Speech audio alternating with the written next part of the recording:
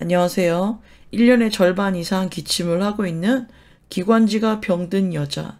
오늘도 목소리가 안 나와서 AI 전자녀를 부르려고 했는데 너무 어색해서 그냥 제 목소리로 읽고 있는 아날로그 유튜버 김알파카입니다. 이게 불편하게 느껴지시는 분들은 그냥 다른 영상을 시청해 주시기 바랍니다. 오늘은 신용카드로 인해 인생이 조져진 인간들에 대한 이야기를 하겠습니다. 저는 1980년생이고 신용카드를 사용해 본 적이 없는 사람이라 신용카드에 대해서는 잘 모릅니다.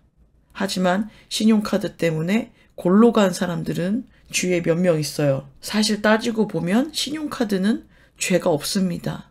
죄는 몇몇 어리석은 인간들에게 있는 것이죠. 제가 최근에 업로드한 영상 월급 노예편에 어떤 댓글이 달렸습니다. 악플은 아니고 저에게 영상을 제작하고픈 영감을 준 소중한 댓글이랄까요? 거두절미하고 읽어보도록 하겠습니다. 8만원 할부 어쩌고 저쩌고 그런 사람 무시하지 말아요. 사람마다 다른 거라고 말씀하시면서 왜 비교하시나요? 라는 댓글이었어요. 저는 그걸 읽고 최소 3가지는 잘못되었다고 판단을 내렸습니다. 자세한 이야기는 조금 뒤에 하기로 하고요.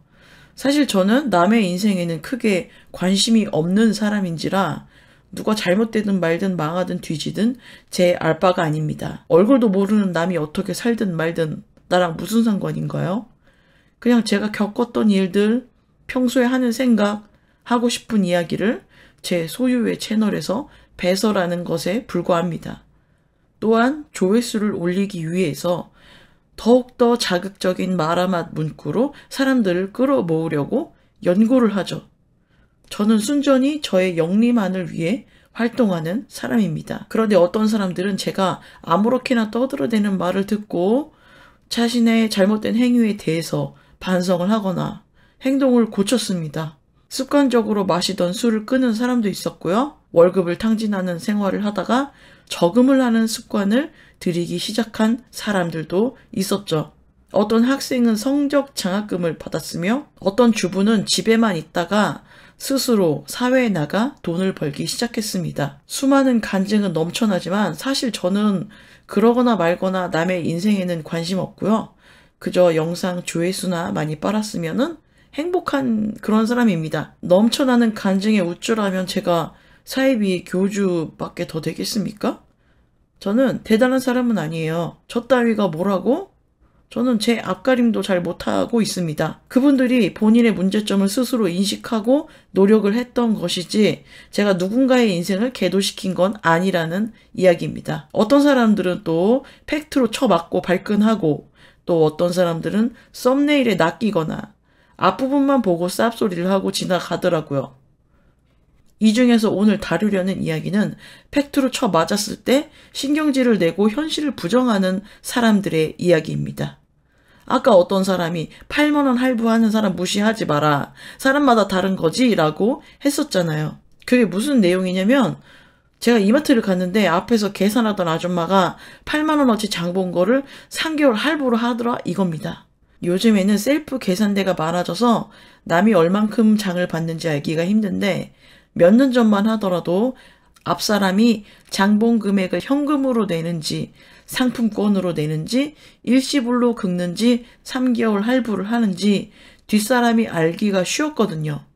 물론 지금도 직원이 계산을 해주는 곳도 있죠. 그런데 생각 외로 10만원 미만의 금액을 3개월 할부하는 사람이 꽤 많더라는 겁니다. 입출금 통장에만 현금 1000만원 넘게 있는 사람이 이마트에서 8만원어치 장을 보고 3개월 할부를 할 확률이 높을까요? 아니면 당장 8만원도 아쉬운 여유가 없는 사람이 3개월 할부를 할까요? 당연히 금전적 여유가 없는 사람이 푼돈까지 할부로 결제할 확률이 높습니다. 물론 혼수를 마련하거나 냉장고, 세탁기 같은 비싼 가전제품이 망가졌다면은 어쩔 수 없이 할부로 구입을 할 수밖에 없겠지만 콩나물, 계란, 샴푸, 치약 같은 걸 사면서 할부하는 삶은 전혀 여유가 없는 팍팍한 인생이란 걸 유추할 수 있습니다. 살다 보면 실직을 당하거나 병마로 인해 경제적으로 어려워지기도 하고 카드 빚을 질 수도 있죠. 하던 일이 망하고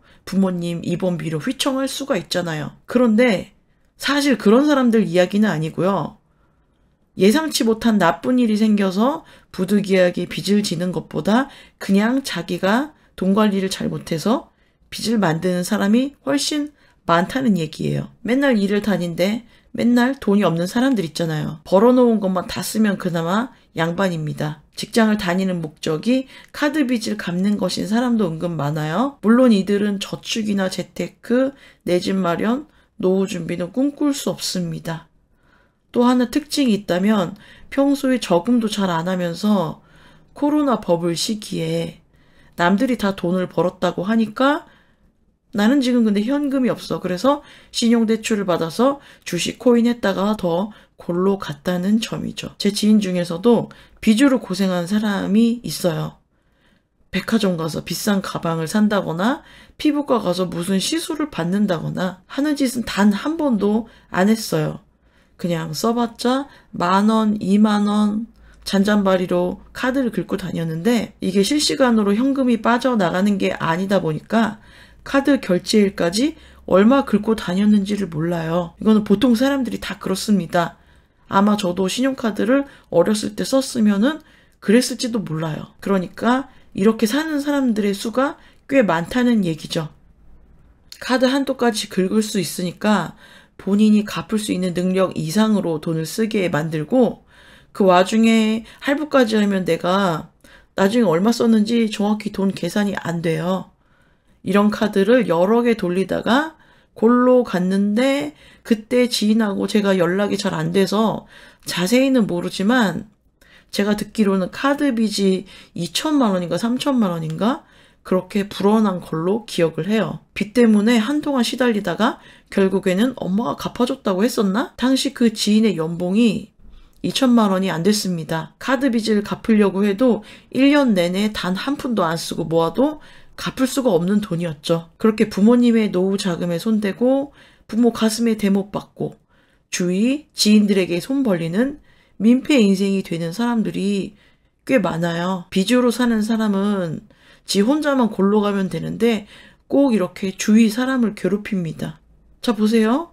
벌써 불효를 저질렀고 이런 사람에게 자녀가 있다면은 자녀 명의로 빚을 땡겨서 쓰며 형제 자매를 괴롭히고 형제 자매 가족까지 만약에 분가를 했다면 그 배우자에게까지 영향을 가게 하며 분명 같은 직장 안에서도 같은 연봉, 같은 가정 환경인 사람 중에 어떤 사람은 목돈을 모으고 어떤 사람은 땡전 한 푼 없으며 어떤 사람은 빚을 더 집니다. 빚을 진 쪽이 그렇게 호화사치를 부린 것도 아닌데 아무튼 정신줄을 놓으면은 그렇게 된다는 말이에요. 정신줄 놓은 사람들의 공통점은 신용카드를 자주 쓴다는 것인데 요즘에는 카드 리볼빙 때문에 나락간 사람이 많다고 해요. 저는 사실 카드 리볼빙이 뭔지도 잘 몰라요. 그냥 있는 돈만 쓰면은 굉장히 심플하게 살아갈 수 있습니다. 그냥 지능이 떨어지면은 그냥 현금만 쓰시면 돼요. 체크카드 이런 거. 제가 잘났다고 하는 이야기 아니고 아무튼 신용카드를 안 쓰기 때문에 현금 서비스를 받을 일도 없고 카드론, 리볼빙 이런 걸 몰라요. 우리는 살면서 수많은 위험에 노출이 되어 있어요. 천재지변, 교통사고, 기타 등등 나이가 들수록 건강은 점점 나빠지고요. 그냥 냅둬도 지가 알아서 위험해지는데 굳이 머리 복잡하게 돈 때문에 전전긍긍하며 더 큰 위험을 추가할 필요가 있냐는 말입니다. 2000년대 초반에 카드 대란이 있었습니다. IMF 지나서 이제 경기 부양책으로 신용카드를 진짜 개나 소나 다 만들어줬는데 직업이 없는 대학생들한테도 막 만들어줬어요. 그 후에 신용불량자가 쏟아져 나오고 카드 빚으로 골로 간 사람들을 제 눈으로 똑똑히 봤으니까 아, 나는 절대 신용카드를 만들지 말아야겠다. 이런 교훈을 얻었어요. 그리고 20년이 지난 지금까지도 잘 지키고 있고요. 그래도 요즘엔 신용카드를 아무한테나 잘 안 만들어주기도 해서 옛날처럼 카드 돌려막기 하는 사람은 줄은 걸로 아는데 이 리볼빙 때문에 마탱이 가는 사람들이 늘고 있다고 하더라고요. 자세한 건 모르니까 대충 말씀드릴게요. 혹시 나도 모르게 내 카드에 이런 서비스가 등록이 되어 있다 하면 해지를 하시고 자 카드빚 만드는 테크트리 먼저 신용카드를 긁어댑니다. 카드값이 한 달에 100만 원씩 나왔는데 내가 현금이 없네?